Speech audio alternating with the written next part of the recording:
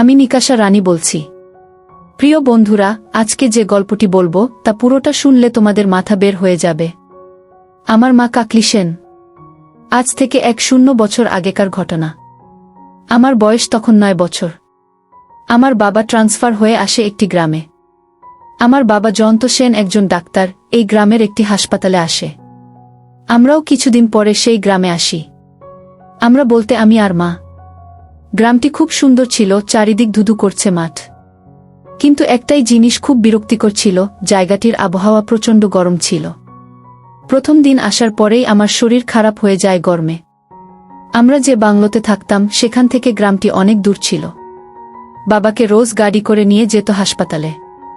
রঘু নামে একটি লোক আমাদের বাড়িতে ঘরদোর পরিষ্কার করার জন্য আসত। একটি মহিলা থাকত, মহিলাটির নাম কমলা ছিল। সেই মহিলাটি মায়ের সাথে খুব গল্প করত।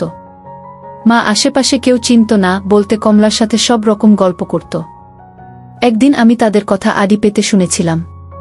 কমলা মাকে বলছে, বৌদি একটা কথা বলবো, কিছু মনে করবে না তো? মা বলল, কি বলবি বল। কমলা বলল, শুনেছি শহুরে মেয়েদের অনেক ছেলে বন্ধু হয়, তা তোমার কি বিয়ের আগে ছেলে বন্ধু ছিল নাকি? মা বলল, আমার বাবাকে তো চিনতিস না, আমাকে মেরেই ফেলত। কমলা বলল, সত্যি কথা বলো না, তোমার মতো এত সুন্দরীর কেউ ছিল না? মা বলল, মিথ্যে কেন বলতে যাব? তোকে বলছি আমার জীবনে দাদা ছাড়া কেউ ছিল না গি।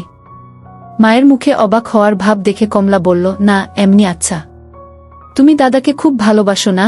মা বলল, বিয়ের ১০ বছর হয়ে গেল, আর ভালোবাসবো না কি? কমলা বলল, জানো বৌদি, এই গ্রামটায় বেশিদিন কোনো ডাক্তার থাকে না ঘি। মা বলল, কেন? কমলা বলল, এখানে এই হাসপাতালগুলোতে খুব ওষুধের চোরাকারবারি চলে।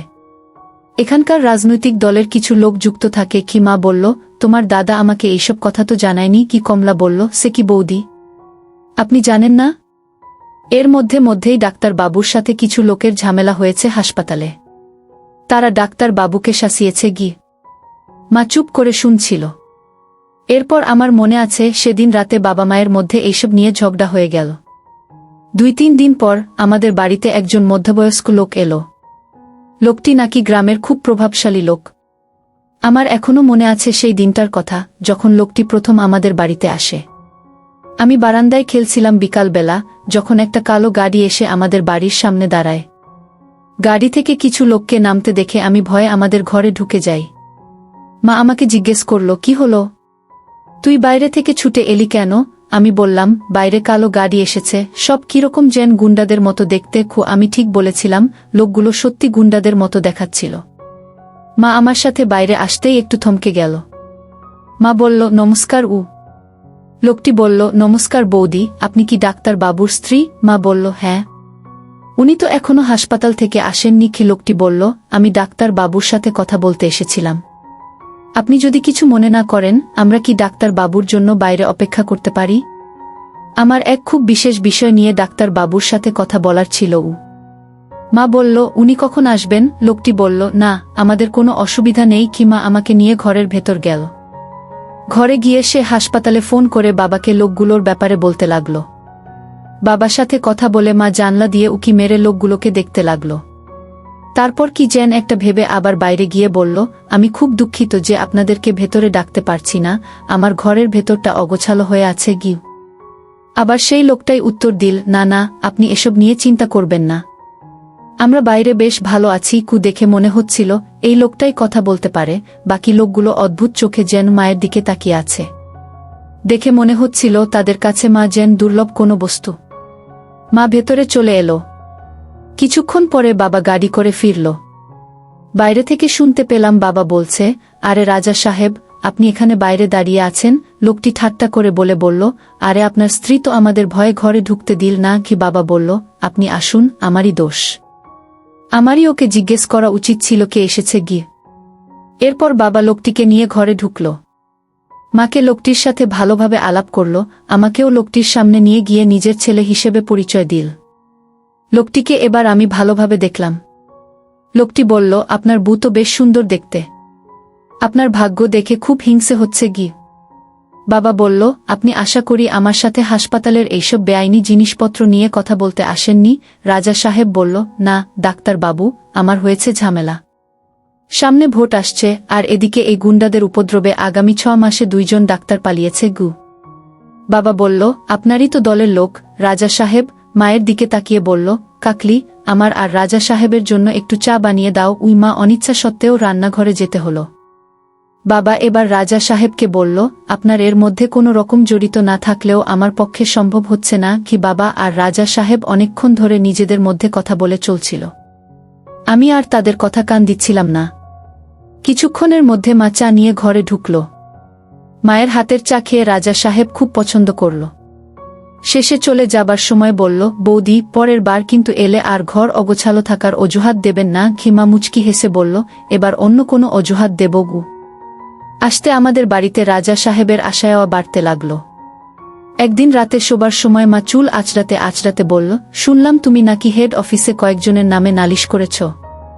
তুমি জানো ওরা কারা? বাবা আর চোখে মায়ের দিকে তাকিয়ে বলল, তুমি জানলে কোথায় থেকে? মাস্কাওয়ালা রাজা সাহেব বাড়িতে এসেছিল, ওনার কাছ থেকে। মা বলল, না, এমনি জিজ্ঞেস করছিলাম। বাবা বলল, লোকটা যখন দেখছে আমি ওর কোনো কথা শুনছি না, এখন তোমার কান ভাঙছে। মা এবার একটু রেগে গিয়ে বাবার কথার উত্তর দিল, অদ্ভুত লোকটার কি আসা যায়? আমাকে জানিয়ে যা করছে আমাদের পরিবারের ভালোর জন্য করছে। বাবা বলল, আমার পরিবারের ভালো ব্যাপারটা নিয়ে বাইরে কোনো লোক মাথা না ঘামালে ভালো। ও সেদিন রাতে মা কিছু বলল না, কিন্তু পরের দিন মা বাবার মধ্যে খুব ঝগড়া হলো এইসব নিয়ে। মা শেষ পর্যন্ত কাঁদতে শুরু করে দিল। বাবা মাকে বোঝালো, দেখো কাকলি, তুমি ভয় পেজো না, আমার কোনো ক্ষতি হবে না। রাজা সাহেব ভয় পেয়েছে, ও তোমাকে ব্যবহার করছে যাতে আমি ওদের উপর থেকে অভিযোগ তুলে নেই গিয়ে। এরপর নিজেদের মধ্যে কিছুটা মিটমাট হওয়ার পর বাবা হাসপাতালে চলে গেল। সেই রাতে যা অনিবার্য ছিল তাই হলো। রাতে মা খুব চিন্তায় ছিল। বাবার আসতে বাকি দিনের তুলনায় অনেক দেরি হচ্ছিল। এমন সময় আমাদের বাড়ির সামনে রাজা সাহেবের গাড়ি এসে দাঁড়াল। গাড়ি থেকে রাজা সাহেব নামতেই মা বুঝতে পারল কিছু একটা ঘটনা ঘটেছে। মা বলল, রাজা সাহেব আপনি? রাজা সাহেব বলল, কাকলি, একটা খারাপ খবর আছে। মা রাজা সাহেবের কাছে ছুটে এলো। কি হয়েছে? জয়ন্তের মায়ের সারা শরীর কাঁপছে। রাজা সাহেব বলল, তোমাকে কতবার বুঝিয়েছি, ওকে বোঝাও। মা কাঁদো কাঁদো অবস্থায় বলল, কি হয়েছে? তাড়াতাড়ি বলুন। কিছু গুন্ডারা তোমার স্বামীর উপর হামলা করেছে। এখন ওকে হাসপাতালে ভর্তি করানো হয়েছে। মা প্রায় পড়ে যাচ্ছিল, কিন্তু রাজা সাহেব মাকে ধরল দু হাত দিয়ে।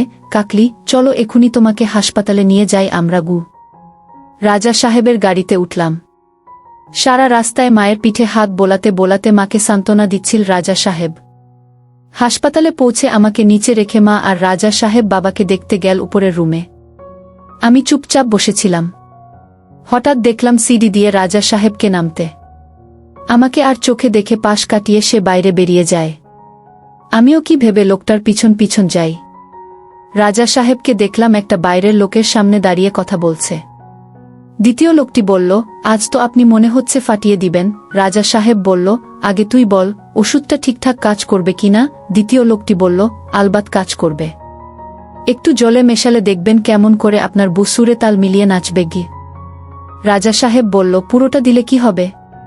সারারাত টানতে পারবে। লোকটা মুচকি হাসল। এখন কি করছেন? রাজা সাহেব বলল, বুর সামনে বসে আছি। এবার আমি সেই জায়গা থেকে সরে গিয়ে যেখানে আগে বসেছিলাম সেখানে চলে এলাম। আমি বুঝতে পারছিলাম না আমার আশেপাশে কি ঘটছে। তখন আমার বোঝার ক্ষমতা ছিল না রাজা সাহেবের এই উদ্দেশ্যের ব্যাপারে। এরপর সেদিনের রাত থেকে যা যা ঘটেছিল তা ভাবলে এখনও আমার গায়ে কাটা দেয়। সেদিন হাসপাতাল থেকে বেরানোর সময় মাকে রাজা সাহেব তার বাড়িতে উঠতে বলল। রাজা সাহেবের ধারণা, যেই সব গুন্ডারা বাবাকে হামলা করেছে তারা রাতে মায়ের উপর আর আমার উপর হামলা করতে পারে। রাজা সাহেবের কথায় মায়ের বিশ্বাস অনেকটা বেশি ছিল, তাই সে তার কথায় রাজি হয়ে গেল। সেদিন রাতে আমরা রাজা সাহেবের বাড়িতে চলে গেলাম। হাসপাতাল থেকে বেরিয়ে যখন গাড়ি এসে রাজা সাহেবের বাড়ির সামনে দাঁড়ালো, তখন আমার চোখ স্থির হয়ে গেল। মনে হলো রাজপ্রাসাদের সামনে দাঁড়িয়ে আছি। আমাদের জন্য ভালো খাবার বানানো হয়েছিল। আমি খেয়ে নিলাম, কিন্তু মা কিছু খেতে চাইছিল না। রাজা সাহেব অনেক অনুরোধ করাতে মা শুধু শরবত খেল। মায়ের জন্য একটা ভারী সোনা রং করা পেতলের গ্লাসের শরবত নিয়ে এলো। মা বলল, এবার বুঝতে পারছি আপনার নাম এখানে রাজা সাহেব কেন। রাজা সাহেব বলল, আমি হচ্ছি এই গ্রামের সবচেয়ে বড় ভিখারি। মা বলল, কেন এই কথা বলছেন? রাজা সাহেব বলল, আমার সব আছে, কিন্তু নিজের আপন বলে কেউ নেই। মা বলল, আমি জয়ন্তের কাছে আপনার স্ত্রীর মৃত্যুর ব্যাপারে শুনেছি। আমি খুব দুঃখিত, আপনার এই বিষয় নিয়ে আমি আপনার কাছে আগে দুঃখ প্রকাশ করতে পারিনি। ভেবেছিলাম ব্যাপারটা বললে আপনি আরও দুঃখ পাবেন গু। রাজা সাহেব বলল, আমি তো আর ডাক্তার বাবুর মতো ভাগ্যবান নই যে আপনার মতো সুন্দর বউ আরেকটা পাবো। মা কথাটা এড়িয়ে গিয়ে বলল, আমি আপনার কাছে চিরকাল ঋণী থাকব। আপনি এই সময় আমাদের আশ্রয় দিয়েছেন। কিন্তু রাজা সাহেব, এরকম ভাবে তো আপনার এখানে থাকা যাবে না। জয়ন্তাকে কি সত্যি এই হাসপাতালে রাখতে হবে? আমি ওকে এই গ্রামের বাইরে নিয়ে যেতে পারি না? রাজা সাহেব বলল, আপনি তো শুনলেন, হাসপাতালের ডাক্তার বলল। উনিও তো ডাক্তার। হয়তো আপনার স্বামীর জুনিয়র। মা বলল, এখানে 4-5 দিন থাকতে বলছেন? আমার তো খুব ভয় হচ্ছে, ওরা যদি আবার হাসপাতালে গু। রাজা সাহেব বলল, কাকলি, তুমি তো দেখলে, তোমার স্বামীর নিরাপত্তার জন্য আমার লোকেরা হাসপাতালে সারাক্ষণ ঘুরে বেড়াচ্ছে। তারপর কনস্টেবল যাদব তো খুঁজছে ওই শয়তানগুলোরকে গি। সেদিন রাতে আমাদের উপরের একটা ঘরে শোবার ব্যবস্থা করা হলো। আমি শুয়ে পড়লাম, মা আমার পাশে এসে শুয়ে দেখে মনে হচ্ছিল মায়ের শরীরটা যেন খারাপ। নিজের কপালের উপর হাত চেপে রেখেছে। আমি জিজ্ঞেস করলাম, মা তোমার কি হয়েছে? মা বলল, কিছু হয়নি, মাথাটা একটু ধরেছে। সারাদিন যা গেল, তুই ঘুমাগু। কিছুক্ষণের জন্য হয়তো আমি চোখটা বুজেছিলাম। হঠাৎ মনে হলো মা বিছানা ছটফট করছে আর বিটবিট করে কি যেন বলছে। মায়ের কাছে আসতেই দেখতে পেলাম মা চোখ বন্ধ করে মুখ দিয়ে আওয়াজ করছে আর ক্রমাগত বাবার নাম নিচ্ছে এবং নিজের ডান হাতখানা পায়ের মাঝে ক্রমাগত ঘষে চলছে। সারা শরীরে ঘাম জমে রয়েছে। আমি মাকে জিজ্ঞেস করলাম, মা তোমার কি হয়েছে? মা সঙ্গে সঙ্গে নিজের ঘুম কাটিয়ে আমার দিকে তাকালো। সে এক অদ্ভুত তাকানোর দৃষ্টি। মনে হচ্ছে তার শরীরের ভেতর আগুন জ্বলছে। মায়ের হাতখানা কাঁপছিল। মা বলল, কি হয়েছে? আমি বললাম, মা তোমার কি শরীর খারাপ লাগছে? মা আমার থেকে চোখটা সরিয়ে বলল, তুই ঘুমা, আমাকে একটু বাথরুমে যেতে হবে। মা বিছানা থেকে উঠে পড়ল। আস্তে আস্তে বারান্দা দিয়ে বাথরুমের দিকে গেল। আমিও দরজার সামনে দাঁড়িয়ে রইলাম। দেখলাম মা বাথরুমের সামনে গিয়ে থমকে গেল। দেখলাম বাথরুমে তালা লাগানো। মায়ের মুখে বিরক্তি দেখা গেল। অনেকক্ষণ ধরে কি যেন ভাবল এবং তারপর রাজা সাহেবের ঘরের সামনে গেল। ঘরে টোকা মারতেই রাজা সাহেব সঙ্গে সঙ্গে দরজা খুলে দিল। মনে হলো রাজা সাহেব অপেক্ষা করছিল। রাজা সাহেব পুরো এক্সাইটেড অবস্থায় মায়ের সামনে দাঁড়িয়েছিল। বলল, কি হয়েছে কাকলি? রাজা সাহেবের বলল, কি হয়েছে? তোমার স্বামীর কথা চিন্তা করে ঘুম আসছে না? মা বলল, না, এমনি। আচ্ছা, তুমি দাদাকে খুব ভালোবাসো না? মা কিছুক্ষণ দাঁড়িয়ে থেকে বলল, আমার একটু বাথরুমে যেতে হবে। রাজা সাহেব বলল, ও তোমার বাথরুমে এখন যাবার প্রয়োজন নেই। এসো ঘরে, এসো ঘরে। চাবিটা কোথায় রেখেছি খুঁজতে হবে গু। মায়ের হাত ধরে নিজের ঘরে নিয়ে গেল রাজা সাহেব। আমি আস্তে আস্তে দরজা থেকে উকি মারা বন্ধ করে ঘর থেকে বেরিয়ে এলাম। আস্তে আস্তে রাজা সাহেবের ঘরের দিকে গেলাম। আলতো খোলা জানলার মুখ দিয়ে উকি মারলাম। রাজা সাহেব আলমারি খুলে কি যেন একটা খুঁজছে। মা জিজ্ঞেস করল, আপনি বাথরুমে চাবি দিয়ে রেখেছেন কেন? রাজা সাহেব মায়ের দিকে তাকিয়ে বলল, মাঝে মধ্যে বাথরুমে বন্য বিড়াল ঢুকে পড়ে, সাপও ঢুকে পড়ে, তাই জানলাটা আর দরজাটা আটকানো থাকে গু। এরপর মায়ের কাঁধে হাত রেখে বলল, তোমার শরীর ঠিক আছে? তুমি এত ঘামছ কেন? মা এবার রাজা সাহেবের হাতখানা সরিয়ে বলল, আমাকে আমার ঘরে যেতে হবে। রাজা সাহেব, আমার ছেলে ঘরে একা শুয়ে আছে। আমাকে না দেখতে পেলে ভয় পাবে গু। মা কেমন যেন একটা অস্বস্তি বোধ করছে রাজা সাহেবের সামনে। ভালোভাবে জানলার কাছে মুখ বাড়াতেই বুঝতে পারলাম কারণটা। রাজা সাহেবের প্যান্টে উঁচু হয়ে আছে। রাজা সাহেব মায়ের কাছে এগিয়ে এসে বলল, কি হলো? আমাকে ভয় পাচ্ছ? মা বলল, আমার শরীরটা ভালো নেই। রাজা সাহেব বলল, এত ভয় কিসের? ওটা আমি তোমার ইচ্ছের বিরুদ্ধে নেব না গিয়ে।